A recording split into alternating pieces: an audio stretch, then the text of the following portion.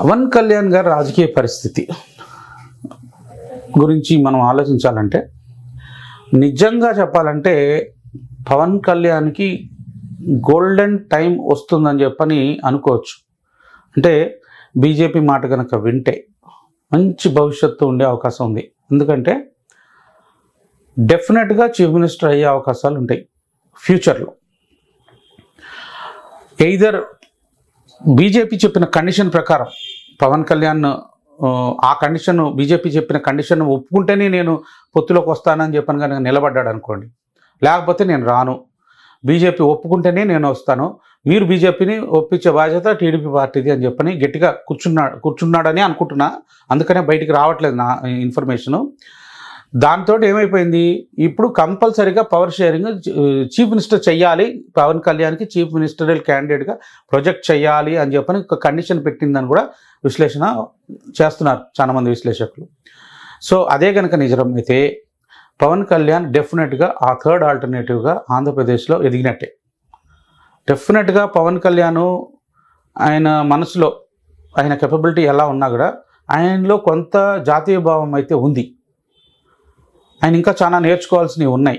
కొంతమంది చరిత్రకారులతో కొంచెం కూర్చొని పురాతన మన చరిత్ర ఇంకా నేర్చుకోవాల్సినవి ఉన్నాయి. కానీ ఉన్న లీడర్షిప్ పొలిటికల్ లీడర్స్లో కంటే అందరికంటే మెరుగైన నాలెడ్జ్ జాతీయ భావం ఉన్న మనిషి పవన్ కళ్యాణ్. కాబట్టి ఆంధ్రాలో పొలిటికల్గా మంచి ఫ్యూచర్, నెక్స్ట్ ఫ్యూచర్ ఉన్న లీడర్ ఎవరన్నా ఉన్నారంటే పవన్ కళ్యాణ్. సో పవన్ కళ్యాణ్ కనుక సింపుల్గా నేను బీజేపీని ఒప్పిస్తేనే జాయిన్ అవుతా, వాళ్ళు చెప్పిన కండిషన్స్ అంటే డెఫినెట్గా పవన్ కళ్యాణ్ చీఫ్ మినిస్టర్ క్యాండిడేట్గా షార్ట్ టర్మ్ కన్నా కానీ 1 year 2 years chief minister candidate అయ్యే అవకాశాలు గ్యారంటీగా ఉన్నాయి. ఫస్ట్లోనే చీఫ్ మినిస్టర్ చేయాలని కండిషన్ కూడా పెట్టినట్టుంది బీజేపీ. అందుకనే వీళ్ళకి బాగా సంశయం ఏర్పడుతుంది అది ఒప్పుకోవాలంటే. ఎందుకంటే తర్వాత ఫస్ట్ చంద్రబాబు అయిపోయిన తర్వాత నేను తర్వాత ఇస్తానని చెప్పంటే అది నమ్మే పరిస్థితుల్లో లేరు.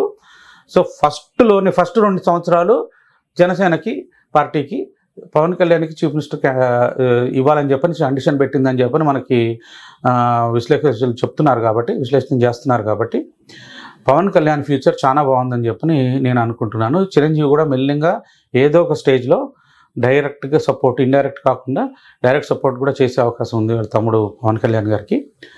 So golden time for Janasena. Sir recent గా మోడీ గారిని జగన్ గారు కలిశారు కదా, దాంట్లో ఏమన్నా జగన్ గారు పవన్ కళ్యాణ్ ప్రస్తావన ఎత్తుండారు?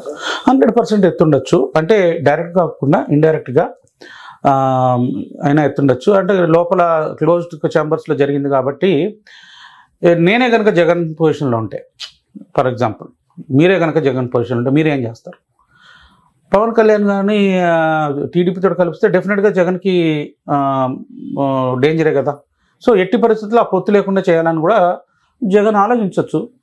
నేనైతే కనుక జగన్ అయితే మొత్తం అంతా జనసేన పార్టీకి కావాల్సిన ఖర్చులన్నీ జగనే పెట్టేసే అవకాశాలు ఎక్కువ ఉన్నాయి.